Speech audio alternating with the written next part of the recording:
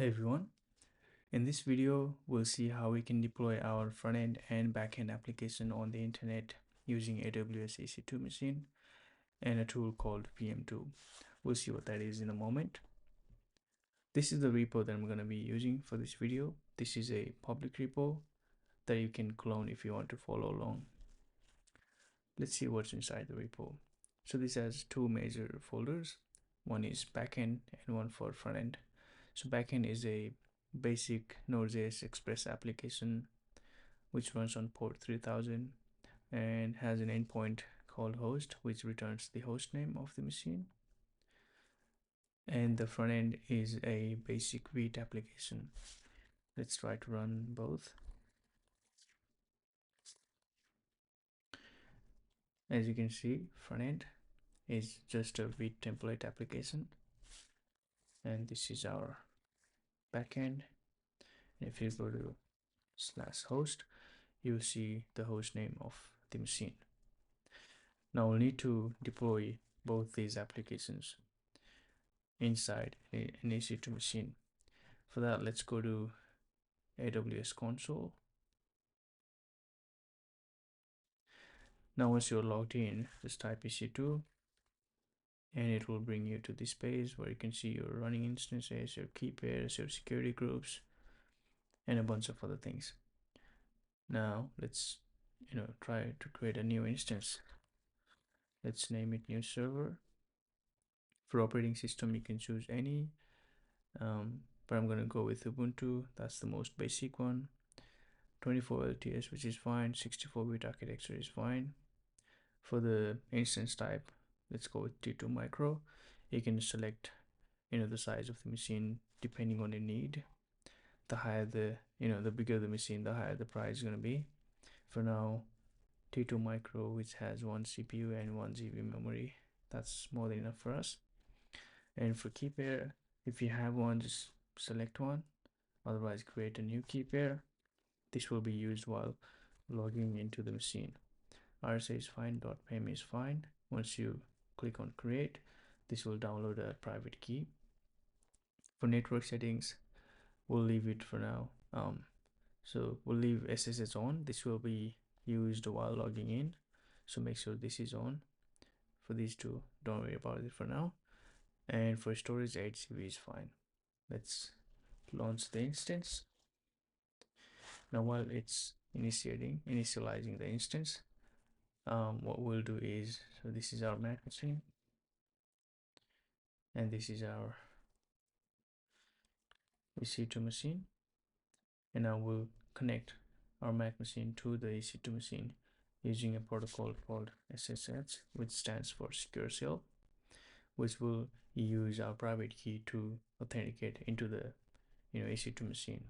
I'll provide a video link in the description that you can watch to learn more about it. For now, let's try to access the machine. As you can see, I have two machines. This is the one that we just created. It's still initializing, but we have the IP address that we can use to log in. So let's go to the root folder and type SSH. This is the username. So this is the default user for an Ubuntu machine, and type the IP address. Now I have to also provide the key that we just downloaded, which is going to be in our downloads folder, and the key.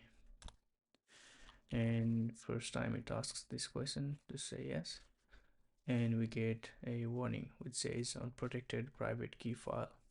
And if you read more, it says permissions 0644 to open. Basically what it's saying is this private key has too many access. Now if you go to downloads and list, and if you do longer version, this is the permission. Now I'll leave another video in the description that you can watch to learn more about file permissions. But basically we can get away with this by doing this. So chmod, which stands for change mode, which is gonna change the permission of the file, and then the file name.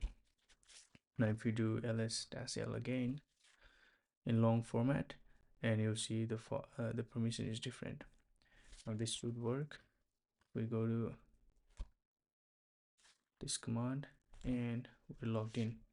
As you see, Ubuntu @IP something something. That means we're inside the machine. Now, once we are inside the machine, what we're gonna do is we will clone the repo. We'll do install node, JSON the machine. We'll start frontend, backend, server, and we'll start frontend server. And we'll use pm2, which is a process management tool. And 6, start backend server using pm2, and same for this. And that should be it for this video. Cool, let's get into it. So we are now into the machine. So we'll clone the repo as the step 1. I'll move it aside so it's easier. So this is the repo. Let's select HTTP. If you select SSH, you'll need to log into GitHub. So I'll do git clone. Right, step 1 done. Step 2, install node.js. We'll go install node.js Ubuntu and go to the option 3, which is the easiest one, and just follow the steps.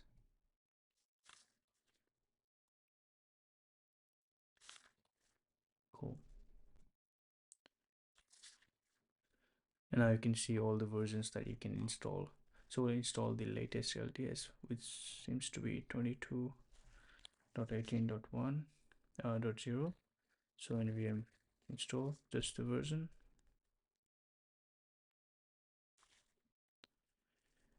And the installation is complete. Now if you type node, you see something something. That means we have node.js in our machine. So this step is done. Now start backend server. Now you will go to deploy to EC2, cd backend. Oh, we need to install node. Install packages again. So npm ci. Now we'll need to do the same thing for frontend. So I'll just open another pane and we'll, okay, now we have 2 windows. Now what do you do? npm run start.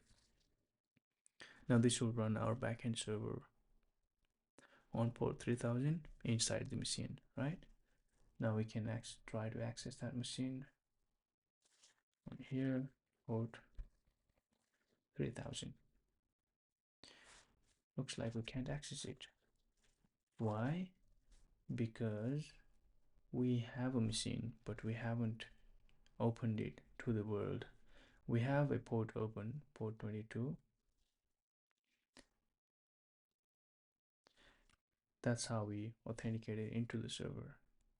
But we need to open another port for this.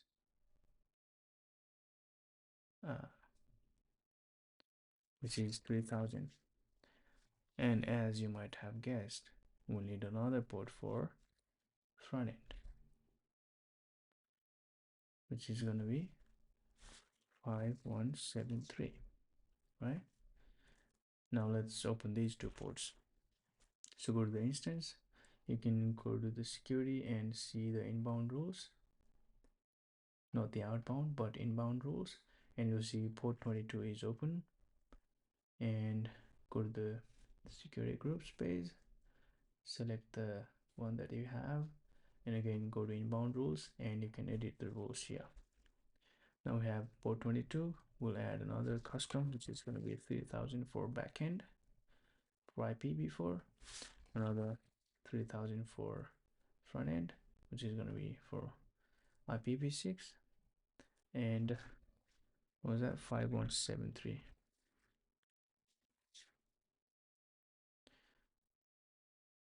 Actually, this is going to be 4173.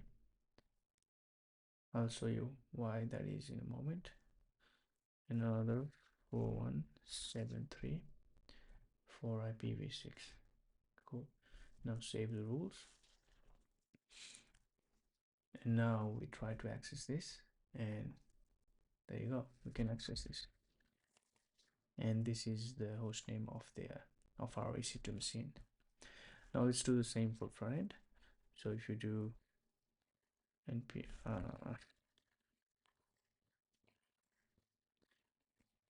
npm ci again, this will install all the dependencies, and we will do npm run preview. So this will run preview version of the app on port 4173. That's why I opened port 4173 in here.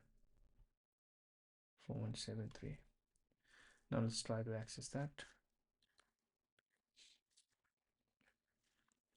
4173.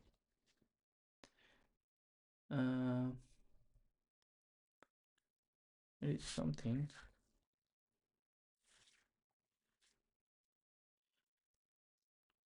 I think I'm missing something obvious. Let's try it in dev mode. So which will run on 5173. So we'll go ahead and edit inbound rules, and we'll change this to 5173. 5173, save rule. 5173, and there you go. We can access this in dev mode. So that's how you run your backend and front-end application inside an EC2 machine, and you can share this URL to other people, and they will be able to visit your website on here. But there is a problem. I mean, this looks ugly. You have to put ports and everything. That's also a problem. But there's another problem, which is if you stop the servers, now you cannot access it anymore, right? So that's why we introduced this tool called pm2, which is we're done with 1, 2, 3, 4. Now we'll install pm2. This is a process management tool. We'll see how we'll use it. Now let's install globally.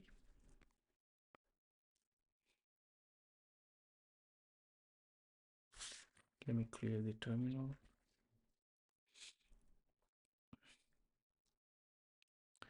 Right, now we have installed pm2. As you can see, if I do the same thing in here, looks like we need to open another terminal here.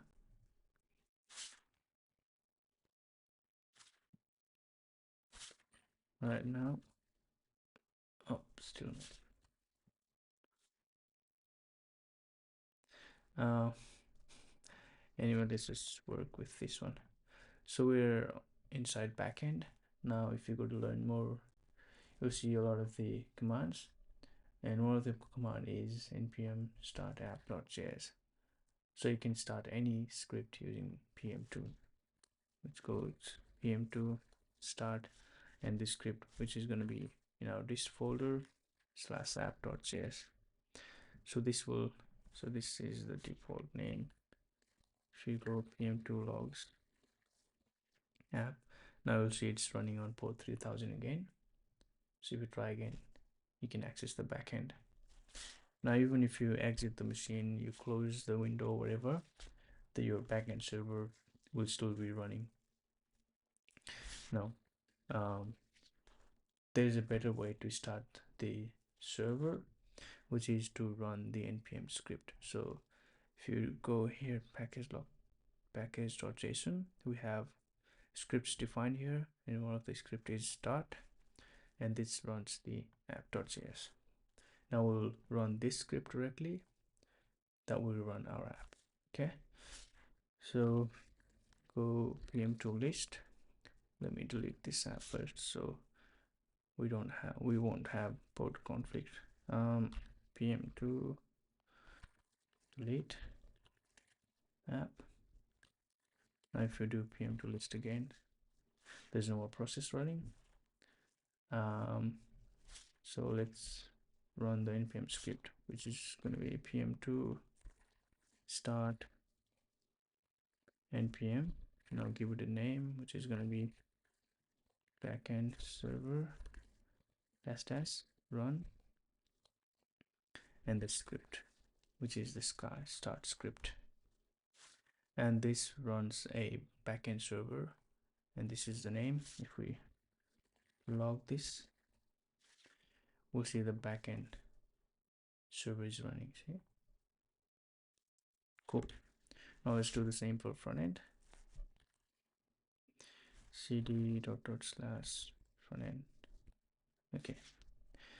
Now there's a better way to deploy your front end application, your static front end application. For Next.js, for server-side applications like Next.js, it is fine to do it this way. But for bundled application, there's a better way, which is to deploy it via CloudFront CDN. That's another video. That's a video for another day. Let's do the same thing for front end, which is going to be pm2 start npm. We'll give it a name, front end server dash npm, and then the script. The previous script didn't work for us. Let's see what we have here. So we have either dev, build, or preview. Preview didn't work. Let's just go with dev for now.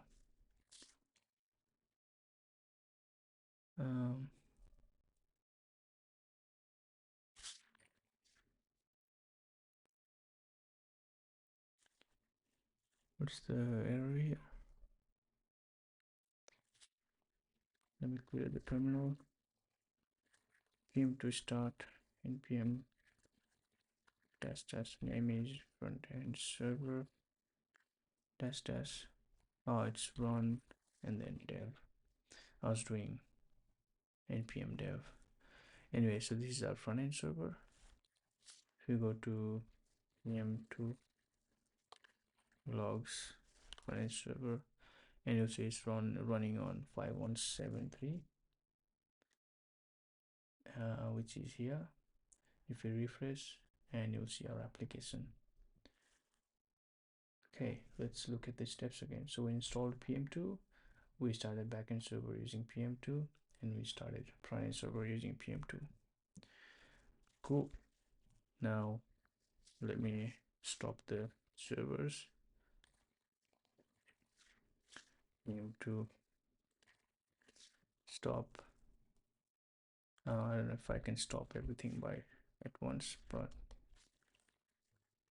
and server. Only 2 pm2 delete.